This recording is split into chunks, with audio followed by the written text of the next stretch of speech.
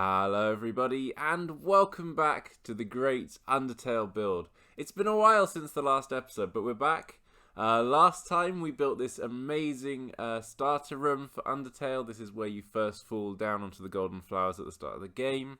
So today we're going to be going through all the progress that we've made in the ruins and building a few of the bigger rooms in the ruins as we go.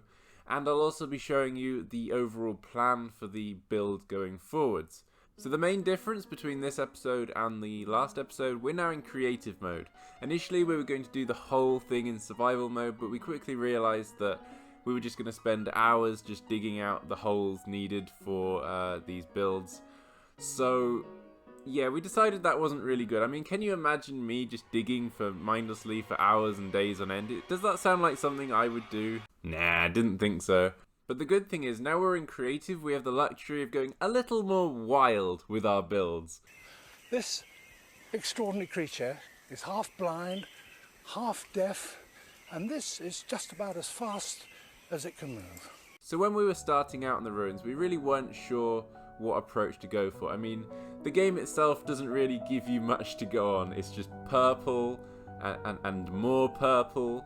So the challenge was really, how can we create a really immersive environment using this very limited block palette? So as you can see, we're starting out just detailing the walls, adding pillar blocks, stair blocks, slabs, just going crazy with the detail here. Remember, this is a ruined build, so it's got to be beaten up, it's got to be ancient. So we can go a little wild with the crumbling walls and things like that. Now in this room in particular, we wanted to add a second floor. It's not really seen in the game, but we took a bit of creative liberty just to add an extra floor here. We added a pathway, and then a domed roof shape, which Doge has got very, very good at doing. However, with all of this done, it still seems very purple and plain, so now comes the real secret, the lighting. The lighting is everything in these ruins builds. If you look at it with night vision, which is what most of these time lapses had, it looks very plain and dull, but once you turn that night vision off and you actually start to illuminate it dimly, that's when the atmosphere and the magic start to creep into the build. And just look as we light this up. Suddenly it starts to become something. We also made sure to add greenery around the outsides as well. Just a little bit. There are vines in the ruins. So just that extra green tint really adds a good contrast. And then the lighting. Oh my word, the lighting. Suddenly you're not in a bad Undertale recreation. Suddenly you're in Undertale. This is what it should look like. I think this looks so incredibly cool, and what a start. What a start to the ruins, man.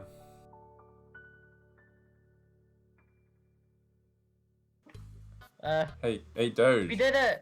We did a thing? We did a thing! We did a thing! It was really cool. I take full Squiddy. credit. Squiddy. Yeah. How do we get up there?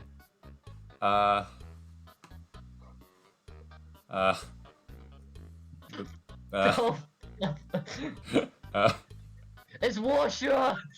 Washua! Get him! Oh, you build so far. You just went in the floor! How did you just glitch through the floor? Help! I'm so confused. Squiddy! I TP'd you to me and you just like went zoom. Huh? I'm randomly teleported. Wait, what? I'm gone! Where are you? Squiddy! So far in the ruins, we haven't done the very first room in the ruins. That's because we have something special planned for that room. But we have done this first entry room. Here we wanted to make the size of it a lot smaller. We wanted to add size variation to all the rooms so they're not all just the same size. And this opens into the new room that we've just built. And oh my word, does this look cool. Then through here we have a bit of a domed room. I wanted to add some real shape. This is one Doge made.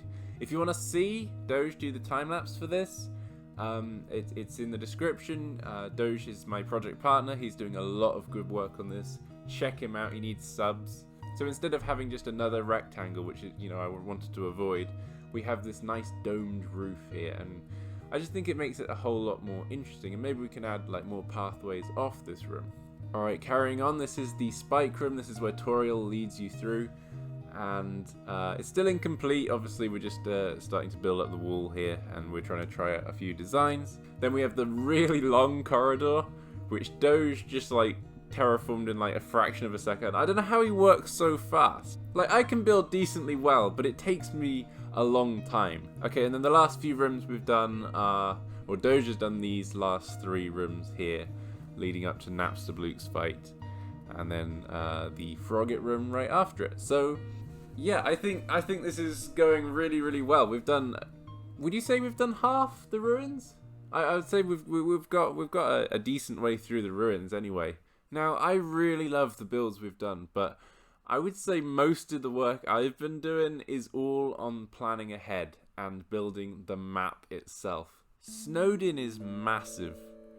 Oh, Snowdin is actually massive. This is going to take so long to terraform. Alright, guys, we've finally made it to Snowdin Town. We made it. Alright, so Snowdin Town, we've just kind of been plotting out where everything's going to be. We haven't started any builds properly yet. Although we do have Sansa's house sort of built, like a prototype built. And like library and things like that. Now what we did do is we got my friend Huffleduck to build the undersnow tunnels. So this is where the igloo would be. And you know how in the game you just zoom down and then zoom back up again? Here, look what we've got. Huffleduck is a madman, and he's a madman who's never played Undertale. But I was like, you know what? This is the one place that you never actually see, so he can knock himself out and do whatever he wants. He can make it as ridiculous as he wants, and I don't really care. I think this is amazing. We have Tesco's. All right, after Snowdin, we have Waterfall, and yeah, it's pretty big. And then after this, we have Hotland. We've done a few trial builds just to see how we're gonna do like the builds here, but on the whole, it's pretty standard. We're just trying to map out the size and shape. All I know is it's flippin' massive. Oh yeah, there's the core. That's pretty big as well. So yeah, this is the state of the Undertale build in episode 2. Completely bonkers. But progress is actually, you know, really getting going, and I'm really excited. Anyway, I think that's all for this episode. I feel like I've forgotten something, but you know what? You know what? That's what editing is for, and I'm lazy at editing, so this is gonna go well. Alexa, play a song.